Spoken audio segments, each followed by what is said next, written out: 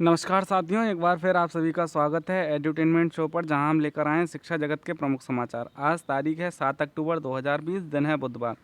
देखिए, जो आज की हमारी हेडलाइंस है उस पर एक बार चर्चा कर लेते हैं। देखिए, 31,661 की जो चयन सूची है इसी हफ्ते आने की उम्मीद है, आश्वासन दिया गया है अधिकारियों द्वारा। उसके बाद देखिए 68,500 में जो सफल अभ्यर्थी हुए थे 23, वो आज से जो है आवेदन कर सकते हैं। उनसे जो है जिलों की वरीयता मांगी गई है।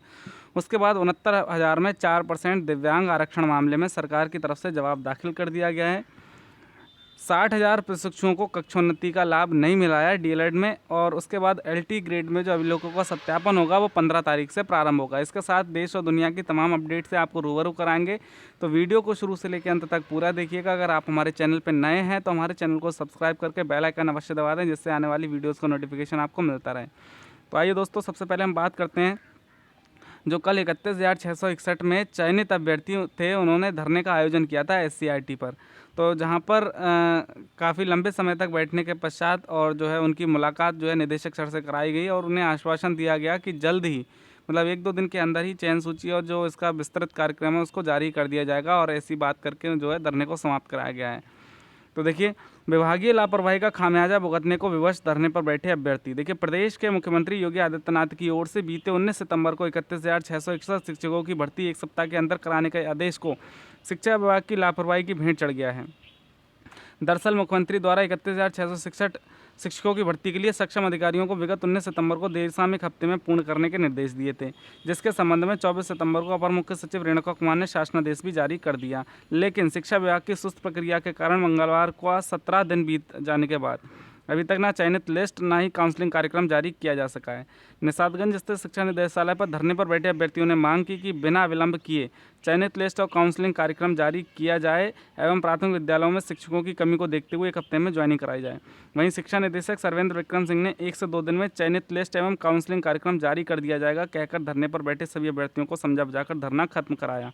इस दौरान धरने की अगुवाई हैदर कादिर ने की, जिसमें अमित यादव, दुर्गेश कुमार, प्रदीप और तमाम सारे अभ्यर्थी मौजूद रहे। देखिए दोस्तों, कल का दिन जो था बेहद महत्वपूर्ण था। और महत्वपूर्ण क्या, मतलब देखिए इतना समय बीता जा चुका है। 7 दिन का आश्वासन देने के बाद 17 दिन हो गए और प्रक्रिया जो है जस के तस है, एक कदम भी आगे नहीं बढ़ी। तो ऐसे में अभ्यर्थियों का जो धैर्य है जवाब देने लगा और उन्होंने जो है एससीईआरटी की तरफ कूच किया। वहाँ पर पहुँचकर जो वो धरने पर बैठे, उन्होंने अपनी मांग पत्र भी रखा था, जिसमें आप देख सकते हैं बैनर भी है। तो उसमें उनकी एक ही मांग थी कि जो मुख्यमंत्री जी का धरना मतलब आश्वासन था उसको जल्द से जल्द पूरा किया जाए और अभ्यर्थियों का मानसिक शोषण ज़्यादा से ज़्यादा ना किया जाए। देखिए, 31,661 अगर अभ्यर्थियों को जल्द से जल्द नियुक्ति देंगे तो निश्चित रूप से कहीं ना कहीं जो है, लेकिन इसमें जो है विभाग की लापरवाही बिल्कुल सामने आ रही है। देखिए, उसमें ना तो किसी तरीके की चयनित लिस्ट जारी हुई है, ना किसी तरीके का काउंसलिंग कार्यक्रम जारी हुआ है। ऐसे में जो अभ्यर्थी हैं उनके मन में निश्चित रूप से कहीं ना कहीं संदेह है और शंका है कि कहीं ना कहीं ये भर्ती होगी या नहीं होगी। तो ऐसे में वो तमाम सारी मांगों को लेकर एससीईआरटी पहुंचे। वहां पर निदेशक सर जो सर्वेंद्र विक्रम बहादुर सिंह हैं, उन्होंने छात्रों को समझाया और बताया कि 1 से 2 दिन, मतलब 2 दिन के अंदर आपकी जो है चयन सूची और काउंसलिंग कार्यक्रम जारी कर दिया जाएगा। इस आश्वासन के साथ छात्रों ने धरना खत्म कर दिया। तो देखिए, अब 2 दिन का समय दिया है, सारी चीज़ें जो हैं सामने आ जाएंगी और देखना होगा कि क्या होता है आगे।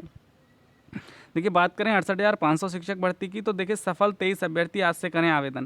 देखिए, परिषदीय विद्यालयों में 68,500 सहायक अध्यापक भर्ती में पुनर्मूल्यांकन में पास 23 अभ्यर्थियों को पदस्थापन के लिए ऑनलाइन आवेदन 7 से 11 अक्टूबर के बीच मांगे गए हैं।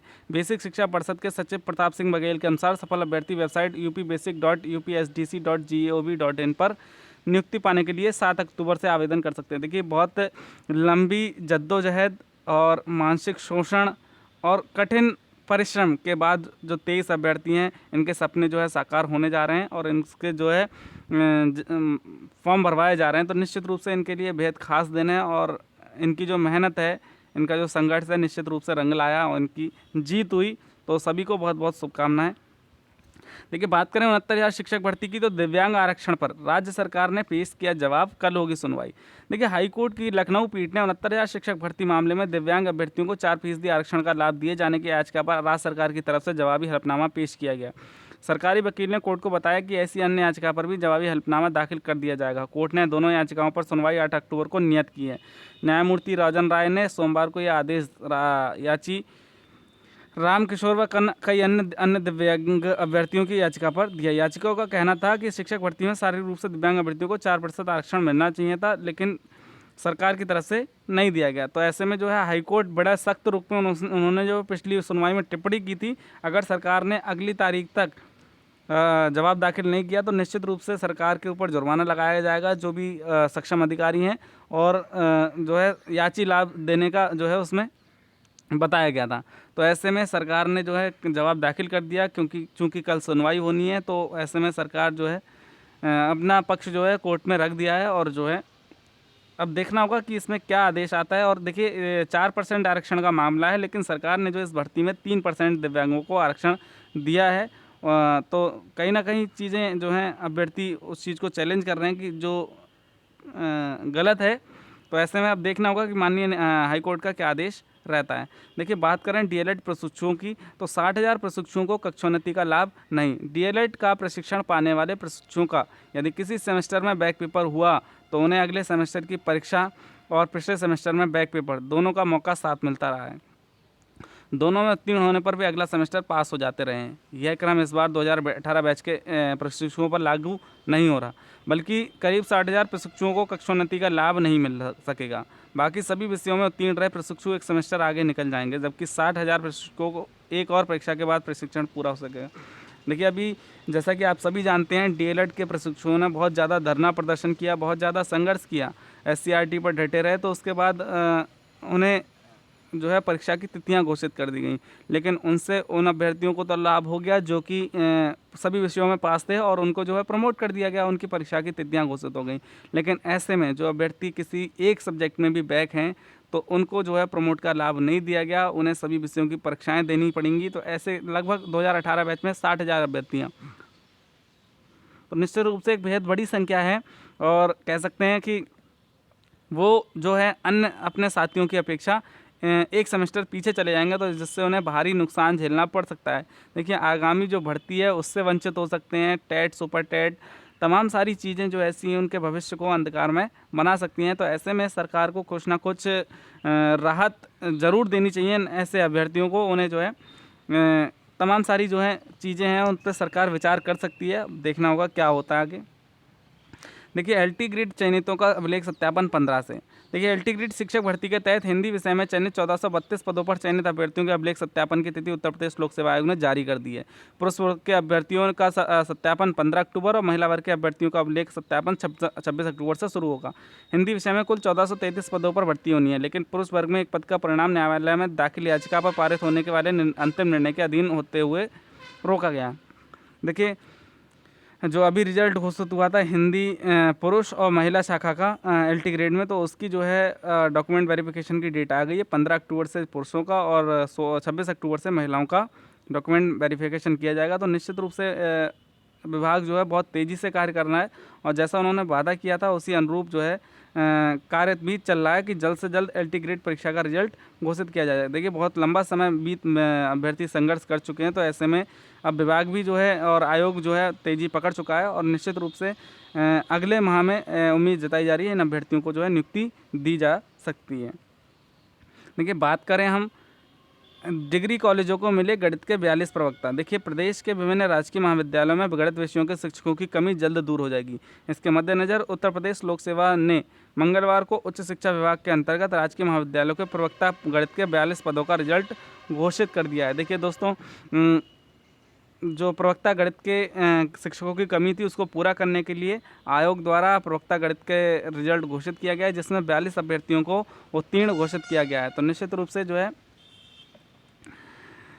इनकी भी प्रक्रिया जल्द से जल्द आगे बढ़ेगी। देखिए नई शिक्षा नीति लागू करने में एनसीईआरटी की भूमिका महत्वपूर्ण। निशंक राष्ट्रीय शैक्षिक अनुसंधान एवं प्रशिक्षण परिषद के 60वें स्थापना दिवस के मौके पर केंद्रीय शिक्षा मंत्री डॉक्टर रमेश पोखरियाल निशंक मंगलवार को कहा कि नई शिक्षा नीति लागू करने में एनसीईआरटी की भूमिका महत्वपूर्ण होगी। 34 साल बाद नई शिक्षा नीति बनी है। इसमें स्कूली शिक्षा और शिक्षक शिक्षा में आमूलचूल परिवर्तन लाने की संस्तुति की गई है। इसे लागू करने के लिए एनसीईआरटी द्वारा बनाए गए राष्ट्रीय पाठ्यचर्या की रूपरेखा बनाई जाएगी, जो नए पाठ्यक्रम, पाठ्यपुस्तकों और स्कूल के अन्य पहलुओं के दिशा निर्देश देगी। देखिए निश्चित रूप से जो नई शिक्षा नीति है उसको लागू करने में अगर केंद्र स्तर पर बात करें तो एनसीईआरटी की, और राज्य स्तर पर बात करें तो एससीईआरटी की जो है प्रमुख भूमिका रहेगी।